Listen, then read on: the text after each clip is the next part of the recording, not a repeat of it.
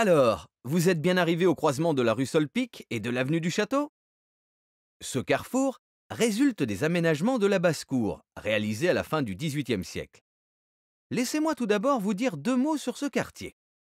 Créé à la fin du XIVe siècle par le roi Charles V, la basse-cour était destinée à loger les domestiques attachés à la cour du roi. Elle se situait dans l'axe de la tour du village, une des entrées principales du château, alors en construction. Pendant plusieurs siècles, c'était un peu un terrain vague, clos d'un côté par le château et sur les autres par quelques maisons. En 1778, l'administration royale a décidé de vendre la basse-cour pour s'assurer de nouveaux revenus. C'est l'arpenteur royal Louis-François Boudin qui a été chargé de créer des voies et de diviser le terrain vague central. Pour ceux qui l'ignorent, l'arpenteur est l'équivalent du géomètre actuel. C'est donc lui qui mesurait les terres et faisait les relevés de terrain.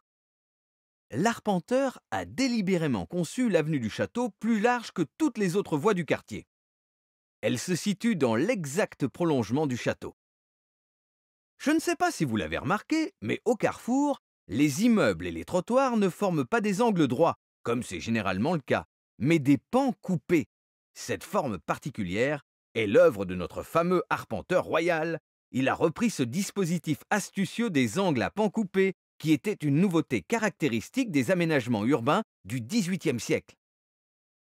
Ce principe a permis d'élargir l'espace public au niveau des carrefours, mais aussi de faciliter le passage des voitures à cheval. Et oui, toutes ces journées passées aux archives ont porté leurs fruits. Mais trêve de bavardage, une nouvelle énigme nous attend.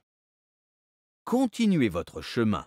Pour trouver votre prochain point d'arrêt, rendez-vous rue de... Tiens, un rébut!